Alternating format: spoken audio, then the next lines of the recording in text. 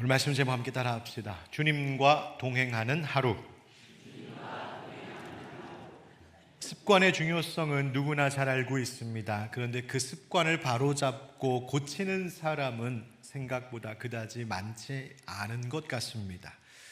우리는 익숙해져 있는 것, 늘 그렇게 살아왔던 방식을 깨뜨리는 것에 대한 두려움도 있을 뿐더러 그렇게 하지 않으려는 습관의 관성에 붙들려 벗어나지 못하는 일들이 많이 있습니다. 익숙함이 주는 그 편안함 때문에, 놓지 않으려고 하는 그 고집스러움 때문에 우리는 좋지 않은 습관인 줄 알면서도 끊거나 바꾸지 못하는 것들도 있습니다. 습관이라고 하는 말과 함께 자주 쓰이기 시작한 단어가 하나인데, 영어 단어인데 루틴이라고 하는 말입니다. 루틴이라고 하는 단어의 본뜻은 정해진 순서, 과정, 일상적인 일, 그런 일과들을 이야기하는데, 그것이 특정한 순서나 방식에 따라 반복적으로 수행되는, 그러니까 계속 똑같은 일들을 반복해 나가는 일련의 행동이나 절차를 루틴이라고 말한다 합니다. 여러분들의 생활 속에 혹시 여러분들이 꼭 지키고 사시는 루틴이 있으십니까? 난 아침에 일어나면 이걸 꼭 하고, 나는 출근하기 전에 꼭 이걸 하고, 점심때가 되면 꼭 이걸 하고, 저녁때 잠자기 전에는 꼭 이걸 해야 하고 등등 말입니다. 가만히 생각해 보면 우리는 어렸을 때부터 이미 루틴을 교육받았습니다. 어떻게 받았냐면 노래로 받았어요. 둥근 해가 떴습니다.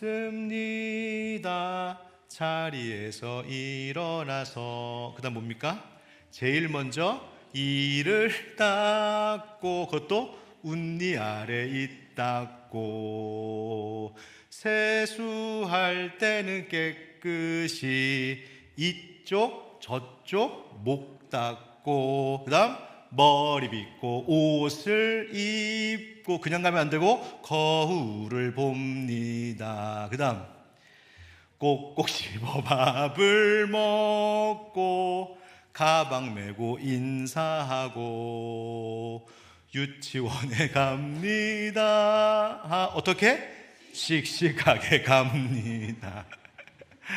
여러분, 우리 노래를 통하여서 아침에 어떻게 생활해야 되는지 그 루틴을 쫙 꿰고 있습니다. 근데 문제는 돌아오는 3절이 없어가지고 어떻게 와야 될지 몰라서 오다가 딴 길로 가고, 친구 만나고, 곁길 세고, 늦게 왔다가 엄마한테 뒤지게 혼나고, 뭐 이런 일들이 조금 있기도 합니다.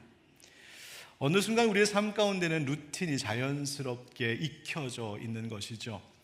루틴의 힘이라고 하는 책을 얼마 전 보았습니다. 루틴의 중요성, 어떻게 하면 우린 좋은 루틴을 만들 수 있을까 등등에 대한 참 유익한 이야기들이 담겨져 있는 책인데, 거기서 저자가 말하기를 회사 같은 큰 조직이든 아니면 우리 개인 한 사람이든 나쁜 습관이 잘 고쳐지지 않는 이유가 있답니다. 그것은 그분의 말을 그대로 빌리자면, 모두가 일만 하느라 너무 바쁜 나머지 잠시 숨을 고르고 방식의 변화를 줄 여유를 갖지 못하기 때문이다. 이렇게 이야기합니다. 여유가 없어서 그런다. 다시 말하면 열심히 일하며 살긴 사는데 한 발 물러서서 나의 루틴이 어떤지, 그것이 뭐 큰 조직의 기업의 루틴이든 아니면 개인적인 생활의 루틴이든 내가 요즘 어떻게 계속 반복하며 살고 있는지를 한 걸음 물러나서 검토하고 개선할 시간과 틈이 필요한데, 그것조차 없이 그냥 무조건 내달리며 사는 우리들의 모습이라는 겁니다. 그러다 보니 나쁜 습관이 있을 테고 잘못된 루틴이 있을 텐데, 그거 계속 돌아가다 보니까 좋지 않은 결과가 누적되는 것이죠. 바꿀 줄도 모르고 그냥 그저 살아온 대로, 그래왔던 대로 계속 반복하며 살기만 하는 겁니다. 철학자 칸트의 이야기를 담고 있는 지금 무엇을 해야 하는가라는 책을 또 함께 읽었습니다. 이것도 루틴에 대한 이야기인데요. 가난했던, 요즘 말로 하면 흙수저 출신이었던 칸트가 어떻게 신분과 계급을 뛰어넘어서 위대한 철학자가 될 수 있었는가, 그 책이 말하는 것은 그 칸트의 루틴 때문이라는 겁니다. 본래 철학이라고 하는 것, 또 철학을 하는 사람, 당시 옛날에 보면 귀족 집안에, 왕가에, 살만한 집안에, 그래서 특별히 노동을 하지 않아도 되는 그때에, 그러다 보니까 시간 많고 이런저런 생각하니까 남들 안 하던 생각하고 남들 따라가지 못하는 생각하다가 그게 철학이 나온 거거든요. 그래서 그런 분들이 보통 철학했는데, 이 칸트는 어려운 집안에서 겨우 공부하고, 목사님이 수재인 것 같다, 그래서 공부시켜서 공부하고 철학자가 된 사람이거든요. 근데 그가 그렇게 될 수 있었던 것은 그가 평생을 지켰던 루틴 때문이랍니다. 얼마나 그 루틴에 철저했는지. 대표적인 것은 독서인데요, 당시에는 공부라는 것이 여행을 다니는 것이었답니다. 그래서 여행을 다니면서 사람들은 공부를 했는데, 칸트 여행 갈 돈이 없으니까 늘 책만 뒤졌던 것이죠. 그 책을 읽고 그 책이 삶의 루틴이 되어서 그의 깊은 지식이 되었습니다. 또 하나 칸트의 중요한 루틴이 하나 있었다고 합니다. 그것은 산책이었습니다. 그 산책 시간을 얼마나 칼같이 지키고 한 번도 안 빠지고 그렇게 산책을 했는지, 칸트가 살던 그 동네 사람들은 칸트가 산책하러 나오면 그게 몇 시인지 알았답니다. 그래서 시계가 멈추면 어디에 맞출 줄 몰랐다가 칸트가 나오면 이거 몇 시냐고 거기다 이렇게 맞췄던 그런 일이 있을 정도로 철저하게 루틴을 지켰다라는 일화도 있습니다. 아무튼 그 루틴이 쌓이고 쌓여서 그의 지식이 되고 지혜가 되고 철학이 되고, 또 어떤 이들은 이 건강이 좋지 않았던 칸트가 80세까지 장수할 수 있었던 것, 당시에 그가 늘 그렇게 루틴으로 산책했기 때문이다, 그렇게 보기도 합니다. 그래서 그가 남긴 말이 그 책에 있더군요. 이렇게 되어 있습니다. 젊은이는 확실하고 일정한 일과를 가져야 합니다. 확실한 일정한 일과, 이게 바로 루틴이죠. 좋은 루틴을 가져야 되는 젊은이들, 그래야 미래가 좋다. 그래서 지금 이 말씀 딱 들으니까 벌써 이렇게 아래층에 앉아 계신 어른들은 나랑 상관없네, 위쪽만 지금 반짝반짝 약간 이런 분위기인 것 같은데, 아닙니다. 여러분들, 내가 가만히 생각해 보니까 우린 다 젊은이에요. 왜냐하면 내일의 나보다 오늘 내가 젊거든요. 그래서 우린 다 젊은이에요. 그래서 오늘 내가 어떤 루틴을 잘 짜서 그것을 내게 습관화하느냐에 따라 나의 남은 삶은 달라지기 마련입니다. 앞서 소개했던 루틴의 힘이라는 책에서 저자가 늘 기억하는 말이, 격언이 있다고 해서 소개하는 것을 여러분과도 함께 나눕니다. 하나는 내가 매일 하는 일이 가끔 하는 일보다 더 중요하다라고 합니다. 그렇죠. 여러분, 가끔 하는 일, 위대한 일, 대단한 일, 멋진 일, 박수 받을 만한 일, 주목받을 만한 일, 여러분, 그것이 내 인생을 바꾸는 게 아니더라는 겁니다. 사소한 것 같지만, 별것 아닌 것 같지만, 사람들 눈에 띄지도 않는 것 같지만, 내가 매일 하는 그 일이 결국 내 삶의 열매가 되는 것. 아리스토텔레스도 이야기했답니다. 반복적으로 무엇을 하느냐가 우리를 결정합니다. 그렇다면 탁월함은 뭘까? 그것은 행위가 아닌 습관입니다. 결국 내 습관, 내 루틴이 뭔가, 그것이 내 삶을 위대하게도 하고 탁월하게도 하고 아니면 정반대의 결과를 가져오기도 한다는 말입니다. 이런저런 책 보면서 생각하다가 그렇게 이런 생각했습니다. 그렇지, 나의 삶의 루틴은 뭘까? 그 다음, 우리 그리스도인들에게 좋은 루틴도 있지 않을까? 그리스도인들이 놓치지 말고 매일 늘 지켜야 하는 거룩한 루틴이 있지 않을까? 그것을 늘 반복할 때 처음에는 크게 달라지지 않아도 분명히 뭔가 풍성한 영적 결실을 맺게 되지 않을까? 과연 그 루틴이 뭘까? 그런 생각하게 됐습니다. 그런 마음속의 질문 가운데 오늘 말씀을 하나님 주셔서 이 말씀이 바로 우리의 거룩한 루틴이 되었으면 좋겠다 하여서 오늘 이사야 50장에 나오는 한 선지자의 하루의 이야기를 나누려고 합니다. 방금 말씀드린 것처럼 오늘 본문을 우리가 바라보는 관점은 뭐냐면, 이 선지자의 하루가 어땠는가를 한번 상상해 보는 겁니다. 그 속에서 영적인 성장과 성숙에 필요한 거룩한 루틴을 한번 찾아보려고 하는 것이죠. 이 모든 것을 그냥 종합하여 결론적으로 말씀드리면 이겁니다. 그는 바로 주님과 동행하는 하루 살았습니다. 주님과 동행하며 사는 하루의 루틴, 말씀과 함께 오늘 이 선지자의 삶을 한번 생각해 보면서 우리에게도 거룩한 루틴을 영적 습관으로 만들어 하나님과 늘 복된 하루하루를 새롭게 세워가는 그런 은혜가 있기를 예수님의 이름으로 축원드립니다. 여러분, 이사야서에서는요, 흔히 고난받는 종의 노래라고 하는 4개의 본문, 4개 노래 본문이 있습니다.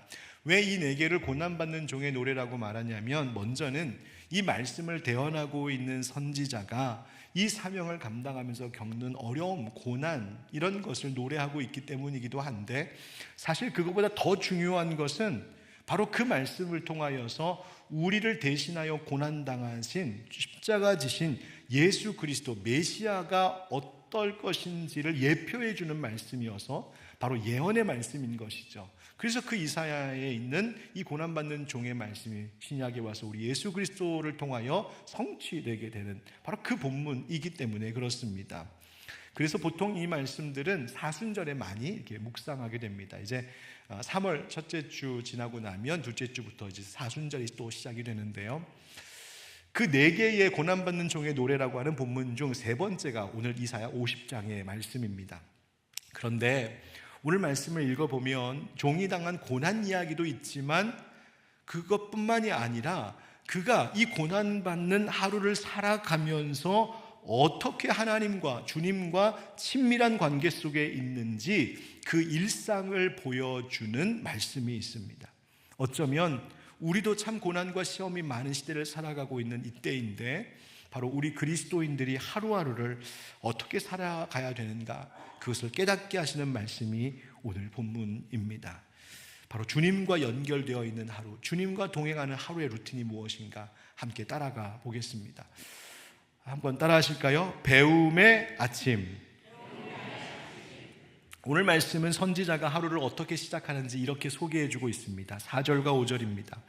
주 여호와께서 학자들의 혀를 내게 주사 나로 곤고한 자를 말로 어떻게 도와줄 줄을 알게 하시고 아침마다 깨우치시되 나의 귀를 깨우치사 학자들같이 알아듣게 하시도다. 주 여호와께서 나의 귀를 여셨으므로 내가 거역하지도 아니하며 뒤로 물러가지도 아니하며. 아멘.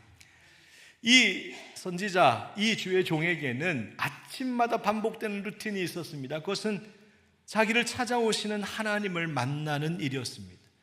하나님은 아침마다, 어쩌다 한번, 분기마다 뭐 이런 게 아니라 아침마다 매일 아침 찾아오셔서 이 종을 깨우치셨습니다. 이 종의 귀를 열어주셨다는 이야기입니다. 특별히 4절에서는 하나님께서 아침마다 이 종에게 학자들의 혀를 주셨대요.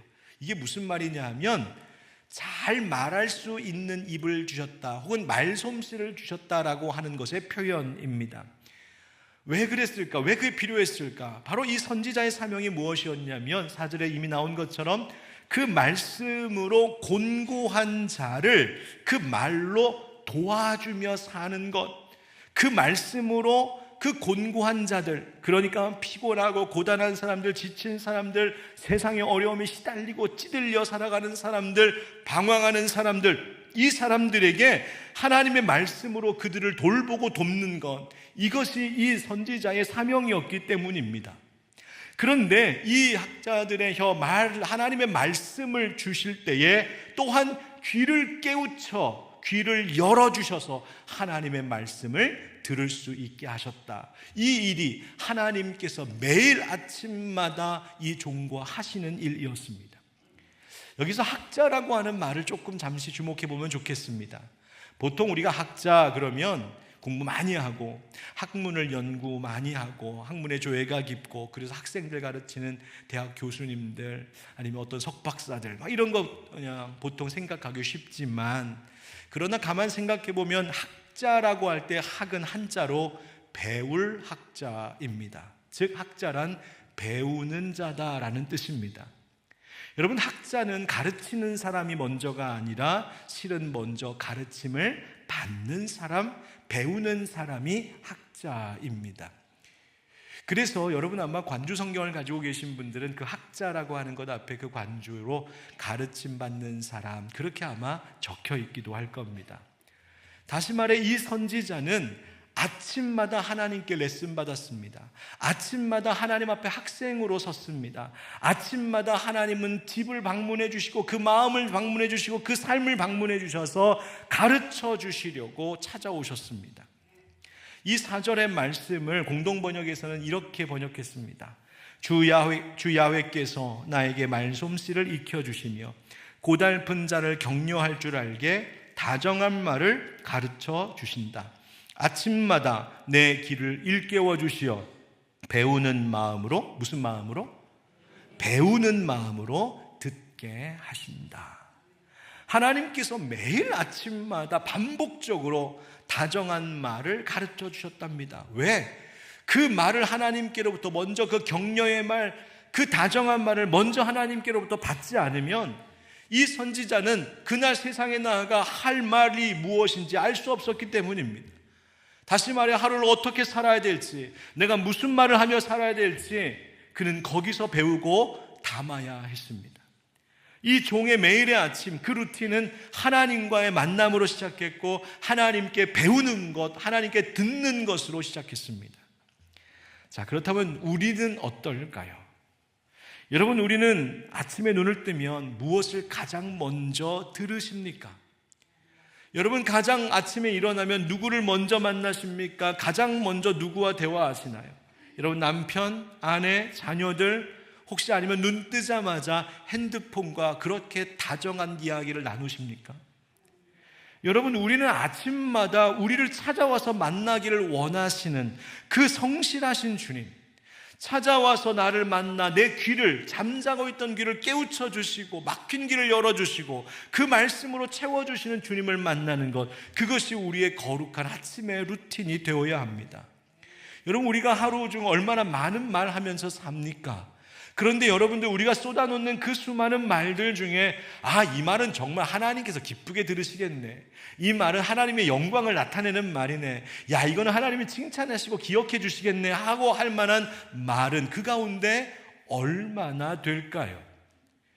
여러분, 우리가 정말 하루를 살면서 내가 쏟아놓는 말 중에 더 많이 하나님께서 기뻐하시는 말들이 되려면 먼저 우리는 하나님께서 우리에게 말씀해 주시는 것, 내 입술에, 내 마음에 담아 주시는 그 말씀을 들을 수 있는 귀가 열려 있어야 하는 것입니다.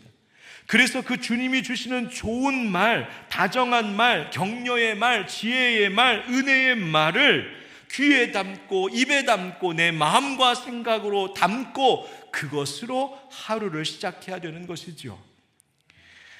어거스틴이 이렇게 말했답니다. 우리가 하나님께로 돌아가는 것은, 즉 하나님께로 회복되려면 그것은 하나님께서 먼저 우리를 일으키시고 도우시지 않으면 안 됩니다 라고요. 그러니까 하나님이 우리를 회복시켜 주시는 것도 하나님이 먼저 우리에게 은혜 베풀어 주시고 하나님 우리 기억해 주시고 우리 먼저 붙들어 일으켜 주셔야 우리 그렇게 될 수 있는 존재다. 그러면서 하는 말이, 우리가 가진 것 중에 받지 않은 것이 뭐가 있겠습니까? 즉 하나님 먼저 채워주셨고 하나님 먼저 은혜 주셨고 하나님 먼저 구원해 주셨고 하나님 먼저 나 사랑해 주셨으니 우리 지금 그거 받아 누리며 살고 있는 겁니다. 그렇게 고백한 겁니다. 여러분, 내가 하루를 살아가는 동안에 해야 할 말, 해야 할 일, 또 내가 그것을 위해서 써야 되는 힘, 그 모든 것들을 먼저 하나님께로부터 받아서 쓰지 않으면 우리는 내 인생에, 내 영혼에, 내 마음속 깊은 곳에 바싹 말라버린 우물 밑바닥 긁는 것 같은, 그렇게 우리 자신에게서 뭔가를 끄집어내려고 하는 그 어려움을 겪을 수밖에 없습니다. 말 많이 쏟아놓고 사는 저 같은 목사는 이런 말씀 앞에서 늘 부끄럽기 짝이 없습니다. 하나님, 나는 얼마나 하나님의 말씀을 내 입에, 내 귀에 담으며 살고 있을까요? 여러분, 욥기 7장 말씀, 욥기 7장 17절 말씀에 이런 말씀이 있습니다. 욥도 이렇게 고백했어요. 사람이 무엇이기에 주께서 그를 크게 만드사 그에게 마음을 두시고 그 다음 아침마다 권징하시며 순간마다 단련하시나이까. 여기서 이 아침마다 권징하신다라고 하는 말을 영어 성경으로 찾아보니까요, 이렇게 되어 있더라고요. He visits them every morning. 하나님이 날마다, 매일 아침마다 그들을, 사람들을 visit, 방문하신답니다. 하나님이 내 삶을 아침마다 방문해 하신답니다. 하나님이 아침마다 신방 오신답니다. 하나님이 아침마다 내 마음의 문 앞에서 문을 두드리고 오늘도 레슨 받아야지, 오늘도 나한테 배워야지, 오늘도 내가 너에게 줄 학자의 혀가 있는데 말씀 받아야지 방문 오신답니다. 여러분, 주님이 여러분 아침마다 새벽마다 방문하기 위하여 오실 때 여러분 어디서 뭘 하고 계셨습니까? 에덴 동산에 숨어든 아담에게 하나님 네가 어디 있느냐 물으셨던 것처럼 아침에 그 새벽에 하나님 나에게 너 어디서 뭐하고 있니? 물어보시며 나 찾아오시면 그 신방 여러분 어떻게 받으시겠습니까? 잊지 마십시오. 하나님께서 아침에 우리의 귀를 깨우치십니다. 아침에 우리의 귀를 열어주십니다. 아침마다 귀를 하나님께 기울이게 만드시는 겁니다. 여러분, 아침에 하나님께 귀 기울이는 연습, 또 우리 생활 속에 하나님께 귀 기울이는 연습이 참 중요한데요, 이것이 영적인 훈련 가운데 하나이기 때문에 그렇습니다. 여러분, 크게 들리는 소리는요 굳이 귀를 안 기울여도 들립니다. 오늘 이렇게 마이크를 통하여서 막 스피커로 나오는 큰 소리는요 여러분 귀 기울여 안 들어도 들립니다. 이렇게 졸다가도 들리지 않습니까? 그게 큰 소리입니다. 누구나 듣는 소리, 바로 들리는 소리는 귀 기울이지 않아도 되겠죠. 그러나 여러분, 제가 만약에 이렇게 말하면 여러분 잘 들리시겠습니까?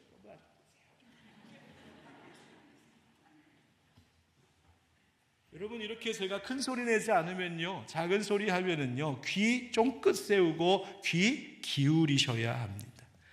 내가 누군가에게 귀를 기울인다는 것은 기다리는 것입니다. 들릴 때까지 기다리는 겁니다.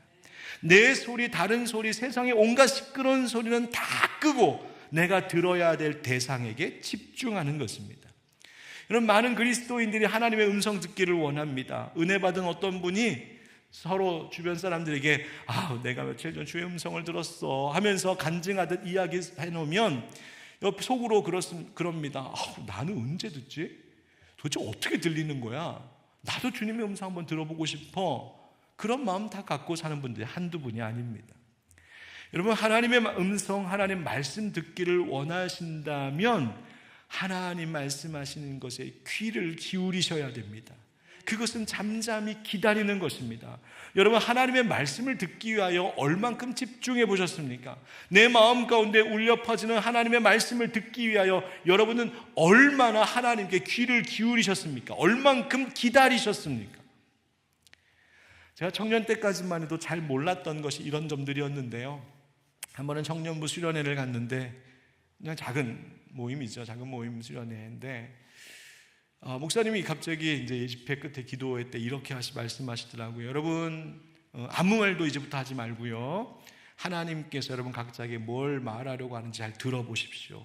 여러분, 하나님께 뭘 얘기하려고 하지 마세요. 그냥 조용히 잠잠히 하나님이 말씀하실 때까지 기다려보세요 그러는 거예요. 그러다가 하나님께서 여러분 마음 가운데 어떤 말씀을 들려주시거든 누구든지 좋으니까 자유롭게 우리에게 말씀해서 나누어 주세요. 시작. 갑자기 침묵이 쫙 흘렀습니다.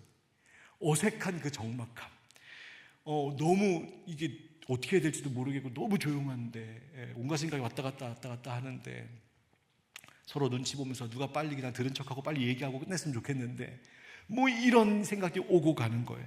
아무도 말을 못 하더라고요. 얼마나 어색하고 그 시간이 길었는지요. 제가 나중에 알았는데 바로 그게 퀘이커 교도들의 예배 방식이라는 것을 나중에 알게 되었습니다. 퀘이커 교도는 교파인데 우리 기독교의 한 종파 중에 하나인데요, 17세기에 시작되었습니다. 퀘이커라고 하는 말은 떠는 사람이라는 뜻입니다. 떠는 자. 아니, 왜 떨어? 바로 하나님 앞에서 떠는 자라는 뜻입니다. 그 퀘이커 교도의 예배와 그들의 신앙, 그들의 영성에 있어서 굉장히 중요한 게 뭐냐면 침묵하는 겁니다. 그래서 예배 때도 침묵합니다. 하나님 말씀하실 때까지 기다립니다. 그 마음속에 울려 퍼지는 소리를 집중하려고 하는 것이죠. 나중에 제가 신학교에 가고 영성훈련을 받고 그것이 무엇인지 배우면서 침묵이 그런 것이구나. 내가 침묵하면서 나의 모든 시끄러운 소리를 다 끄고 내려놓고 하나님께 집중하여 귀를 기울이며 기다린다는 것이 중요하구나. 그 침묵이 너무나 달콤하구나. 그 침묵 속에서 하나님 나에게 방문해 오시는 것을 느낄 때의 그 아름다움, 그 기쁨, 그 환희, 그 감동, 그래서 침묵이 중요하구나, 소중한 것을 깨달을 수 있었습니다. 여러분, 사실 현대 교회, 오늘날 현대 교회들의 예배는 좀 많이 시끄러워졌습니다. 기도도 그냥 하면 안 되고 주여 한번 세게 불러야 되고, 한 번 부르면 뭔가 좀 약간, 그래서 꼭 세 번 주여 삼창해야 되고, 부르짖으면서 그냥 눈물 쏟으며 기도하고 방언도 좀 하고, 그렇게 기도해야 끝나고 나가면서 개운하다, 그래서 뭔가 좀 기도한 것 같다. 사우나도 아닌데 개운하다. 그 마음 가지고 돌아갑니다. 예배드린 것 같고, 찬양도 그렇고요. 물론 이해가 됩니다. 쏟아놓고 싶은 건 많으니까요. 얼마나 하나님 앞에 부르짖으면서 이야기하고 싶은 것이 많겠습니까? 저도 느끼는 걸요. 그런데 가만히 좀 생각해 보면 조금 달라질 필요도 있는 것 같습니다. 조금씩 바꿀 필요도 있을 것 같습니다. 우리는 하나님 앞에 기도하는 시간, 예배하는 시간은 온갖 이야기를 다 쏟아놓고, 하나님 말씀하시면 좋은데 목사가 앞에서 계속 이야기하고 있고, 하나님께서 우리에게 말씀하실 수 있는 시간은 요만큼도 드리지 않고 우리끼리 떠들다 가는 예배와 기도회는 아닌지, 여러분, 주님께서 내 귀를 열어주시고 깨우쳐 주시고 내 마음 가운데 당신의 말씀을 담아주시는 그 일, 그것을 위해서 하나님께 귀 기울임이 필요합니다. 1부, 2부 때는 안 했던 말씀이 3부 때만 이야기합니다. 여러분, 영성훈련 받을 때 영성신학 교수님한테 우리 교회도 한번 오셨었는데 여쭤봤어요. 목사님, 묵상하고 기도할 때에 금방금방 그렇게 하나님과 교제하고 잘 안 됩니다. 온갖 생각들이 막 오고 갑니다. 여러분도 그러시죠? 묵상할 때나 기도할 때 처음부터 기도가 막 잘 되시나요? 아니요. 기도하려고 딱 앉으면 생각 안 났던 것들까지 왜 이렇게 기억력이 좋아지는지 온갖 생각들이 막 쏟아져 나올 때가 있어요. 근데 그 교수님이 이런 비유를 쓰시더라고요. 베개 싸움 해봤습니까? 그래서 우리는 잘 모르겠는데 이런 거 해봤죠. 근데 가끔 여러분들 이렇게 미국 드라마나 영화 보면 그 깃털 잔뜩 들려 있는 것 가지고 베개 싸움 하는 거 보시죠? 베개 싸움 막 가지고 한번 베개 팡 터지면 어떻게 돼요? 깃털이 확 올라가잖아요. 여러분, 그거 잡으려면 잡힙니까? 그거 공중에 떠다닐 때 청소한다면 됩니까? 안 되죠? 어떻게 해야 되는지 아세요? 그거 다 땅에 가라앉을 때까지 기다려야 됩니다. 다 떨어질 때까지. 그러면 쓸어 담을 수 있어요. 우리가 하나님의 말씀을 듣기 위해 귀를 기울이고 기다린다는 것이 그런 것 아닐까 이야기하시더라고요. 기다림이 필요해요. 온갖 생각들, 온갖 잡스러운 생각들, 내 안에 있는 온갖 시끄러운 소리들, 그 모든 것들이 다 잠잠해질 때까지 기다리고 기울이고 바로 그렇게 기울이는 훈련이 필요하다는 거예요. 그리고 나서 하나님께 듣는 것입니다. 무엇을? 하나님이 내게 성령을 통하여 뭐라고 말씀하시는지, 묵상을 통하여 뭐라고 말씀하시는지, 기도를 통하여, 설교를 통하여, 그리고 하루를 살아가는 동안에 만나는 사람들을 통하여, 심지어 자연 만물을 통하여 하나님 내게 뭐라고 말씀하고 계신지를 듣는 것이죠. 다시 말해, 우리가 잘 들으려면 매일 아침 하나님께 귀 기울이는 루틴이 시작되어야 된다는 이야기입니다. 아침마다, 새벽마다 우리의 삶 속에 신방 오시는 그 주님과 달콤한 대화를 하는 것으로 하루를 시작하십시오. 여러분, 그 거룩한 루틴이 다시 여러분의 삶 가운데 시작될 때 어느덧 우리의 삶은 너무나 아름답게 변화되어져 있을 줄 믿습니다. 두 번째 따라합시다. 사명의 일과. 여러분, 아침은 그렇게 시작한 선지자, 그러면 하루는 어떻게 살았을까요? 한마디로 말하면 사명 감당하는 것이었습니다. 이 선지자에게 사명은 앞서 4절에서 이미 함께 나눈 대로 곤고한 자들에게 말씀으로 그들을 돕는 사명이었습니다. 말씀으로 그들을 돌보고 살리는 것. 언뜻 생각에 이거 목사님들 이야기하는 거구나, 그렇게 생각하실지 모르겠습니다. 맞습니다. 바로 말씀 전하는 목사가 이래야 하죠. 목사는 이 일에 성실해야 됩니다. 하나님께서 말씀 주실 때까지 기다리고 그 말씀 주시거든 그거 받아서 전해야지, 하나님께로부터 받지도 않은 말씀 어떻게든 해보겠다고 내 속에 있는 거, 내 머릿속에 있는 거 끄집어내다 보면 온갖 잡스러운 소리, 허튼 소리 하다가 강단 내려갈 수 있습니다. 여러분, 기도해 주십시오. 이 앞에 있는 목사도, 우리 교회 섬기는 모든 우리 부교육자들도 날마다 하나님 말씀 받고 받은 말씀 전하는 교육자, 말씀의 종들 될 수 있게 해달라고 기도해 주시기를 부탁드립니다. 이 정도가 좀 기도 안 하실 것 같은데 기도해 주시기 부탁드립니다. 고맙습니다. 자, 그런데 가만히 생각해 보면요, 목사는 말씀으로 곤고한 자들을 돌보겠지만 사실 곤고한 자, 이웃들을 돌보는 것은 모든 그리스도인의 사명 아니겠습니까? 우리는 가서 섬기고 사랑하겠습니다. 바로 우리가 오늘 하루를 살면서 내가 어떤 직업을 가지고 있든지, 내가 어떤 하루의 일과를 살아가든지, 어디서든지 누구를 만나든지 사랑으로 섬기고 복음도 전하고, 그렇게 내 주변에 영적으로, 심적으로, 때로는 육신적으로 곤고하고 피폐해 있는 자들을 도우라고 하나님 우리에게 보내신 것, 그렇게 도우며 돌보며 사는 것, 그것이 우리 공동의 사명이지요. 그런데 우리가 그렇게 살고자 할 때 때로는 어려움이 있습니다. 부딪힘이 있습니다. 선지자도 그랬던 모양이에요. 말씀으로 돌아가서 5절부터 보면 이렇습니다. 주 여호와께서 나의 귀를 여셨으므로 내가 거역하지도 아니하며 뒤로 물러가지도 아니하며, 그 다음 보십시오.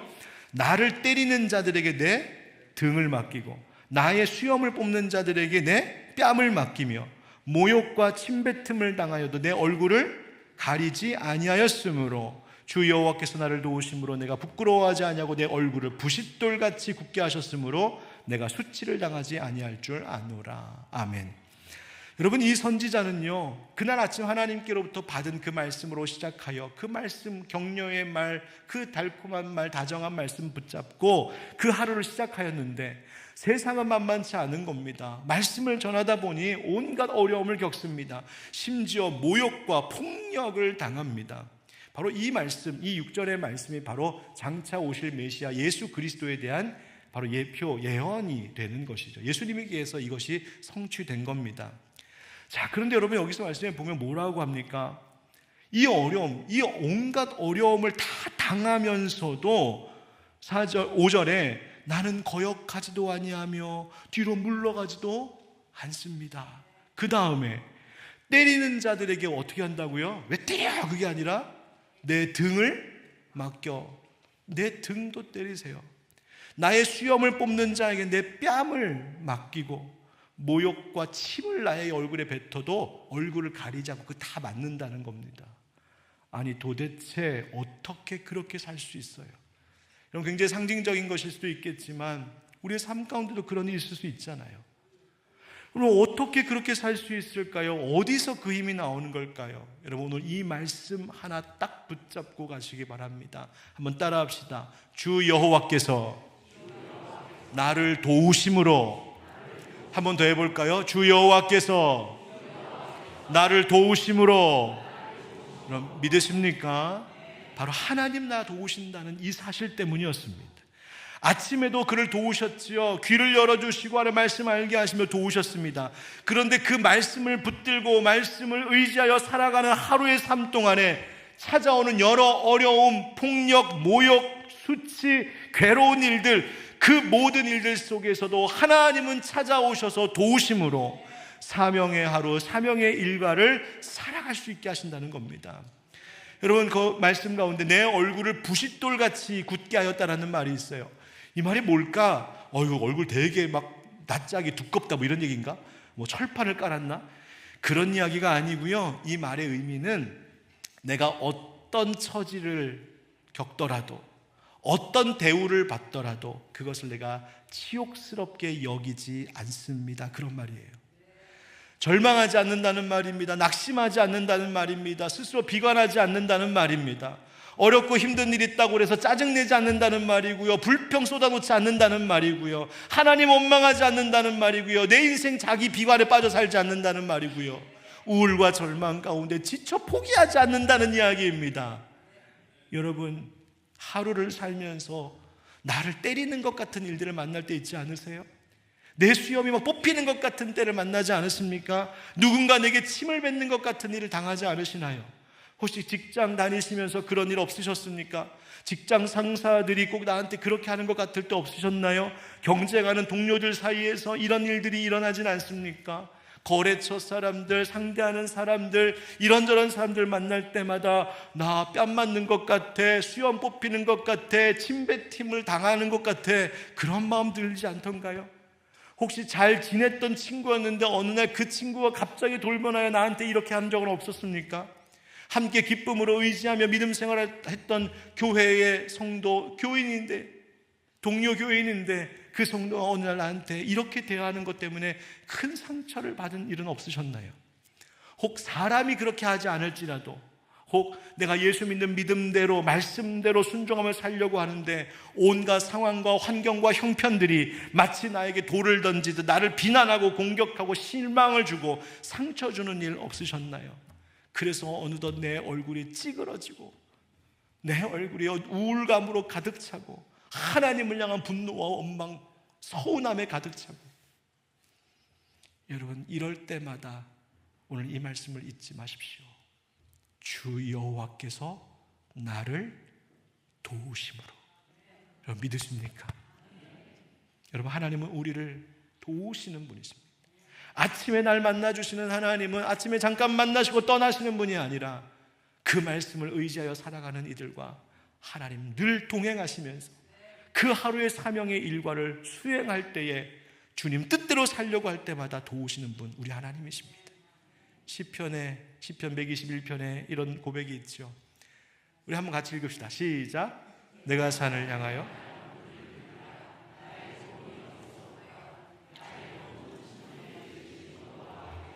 아멘. 여러분 우리 이 말씀을 읽으면 도움이라는 단어에 눈이 확 갑니다. 나도 도움이 필요해. 도움이 필요해. 하나님 나 도와주신다. 하나님 나 좀 도와주세요. 그런데 여러분 잘 보십시오. 이 시인이 어떻게 알았을까요? 나의 도움은 천지를 지으신 여호와에게서로다라는 걸 어떻게 알았을까요? 그는 어떻게 이 도움을 알 수 있었을까요? 여러분 묻겠습니다. 하나님 여호와께서 천지를 지으셨다는 것을 여러분은 어떻게 아십니까? 여러분 하나님이 천지를 지으시는 것을 보셨습니까? 혹시 다큐멘터리로 제작이 되어 있던가요? 아니요. 그렇죠. 아멘. 성경 말씀이죠. 결국 이 시인은 이 어렵고 힘든 순간에 말씀이 떠올랐다는 겁니다. 그렇지, 천지를 지으신 여호와 하나님이시지, 그렇다면 나도 도우시지. 여러분 내가 하루를 살면서 하나님 주신 말씀 기억하고 붙들 때에 내 귀를 열어주셨던 하나님, 내 입술에 학자의 혀를 주셨던 하나님, 바로 그 하나님이 내가 순종의 사명, 사랑의 사명, 전도의 사명, 섬김의 사명, 그거 감당하며 살려고 할 때 우리를 도우시는 힘 되어 주실 줄 믿습니다. 마지막 따라하겠습니다. 치료의 저녁. 여러분 그렇게 사명의 하루를 살다 보면 지치고 상하는 일들 많죠. 이 종도 그랬던 모양입니다. 그래서 그의 저녁은 아마도 주님께 치료받는 시간 아니었을까. 오늘 본문을 막 눈 씻고 찾아봐도 저녁 시간이라고 하는 말은 하나도 안 나옵니다. 이건 설교자의 상상력이에요.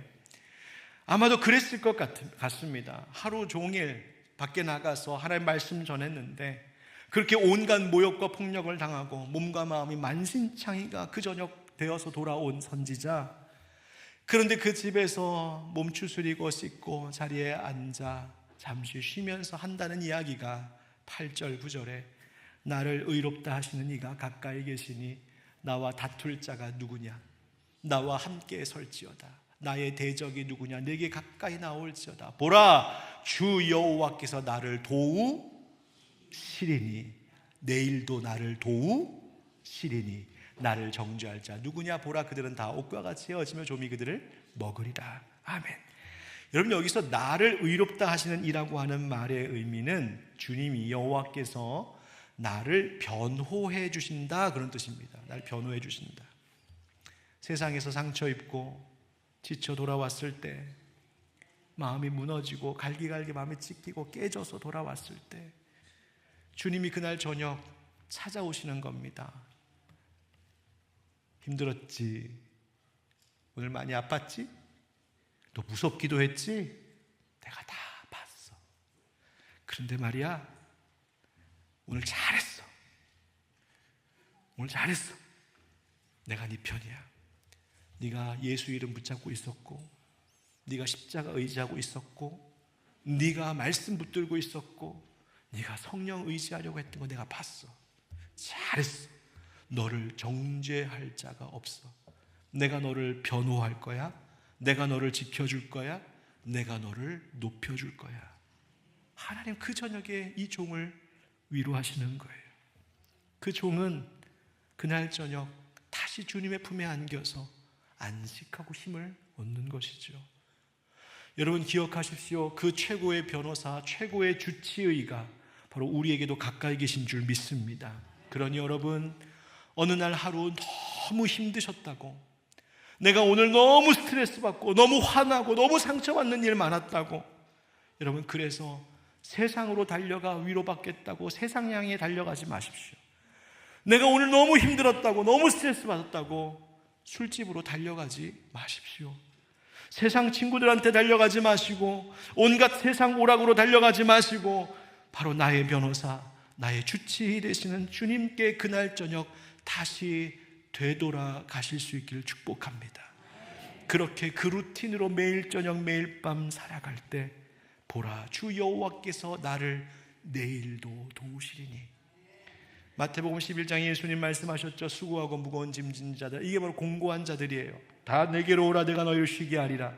나는 마음이 온유하고 겸손하니 나의 멍에를 메고, 그 다음 뭐라고 하십니까? 내게 배우라, 그리하면 너희 마음이 쉼을 얻으니. 여러분 보십시오. 다시 와서 배우라 하십니다. 배우면 다시 내 앞에 학자가 되고, 다시 내 앞에 네가 학생이 되고, 네가 다 내 앞에 다시 말씀을 듣는 제자가 되면 쉼을 얻을 것이다. 여러분 이것이 진짜 안식입니다. 창세기 1장에 하나님이 천지를 창조하실 때에 저녁이 되고 그 다음 아침이 되니, 여러분 하나님의 말씀으로 주님의 품에 안겨서 다시 위로를 받고 치료를 받던 저녁이 있으면 반드시 다시 나를 만나러 찾아오실 내일 아침이 있을 줄 믿습니다. 사랑하는 형제 여러분, 어떤 루틴으로 매일 살아가십니까? 정말 주님과 동행하는 루틴입니까? 시편 119편에 보면 시인이 내가 하루 7번씩 주를 찬양한다 이렇게 되어 있습니다. 그는 7번씩 주님 만나는 게 루틴이었습니다. 다니엘을 보면 하루 3번 같은 장소에서 무릎 꿇고 기도했습니다. 그의 루틴이었습니다. 신약의 사도들도 오전 9시 정오 그리고 오후 3시 정확한 시간에 맞춰 기도했습니다. 사도들의 루틴이었습니다. 기독교의 가장 오래된 문서인 디다케라는 자료를 보면 그 당시 초대교회에서 권면합니다. 여러분 하루에 3번 기도하십시오. 주기도문을 이야기하는 겁니다. 뛰어난 수도원 전통인 베네딕트 기도 전통을 보면 그들은 무려 동트기 전 기도, 아침 기도, 9시 기도, 12시 기도, 3시 기도, 저녁 기도, 취침 기도, 그리고 새벽 2시경 철야 기도까지 종일을 주님 만나는 루틴으로 살았습니다. 사랑하는 성도 여러분, 여러분 어떤 루틴으로 주님과 동행하십니까? 매일 아침 귀 기울여 주님을 듣고 사명으로 살고 주의 힘을 얻어, 그리고 그날 저녁에 다시 회복되는, 그래서 저녁이 되고 다시 주님 만나는 아침을 맞이할 수 있는 여러분 되시길 예수님의 이름으로 축원드립니다.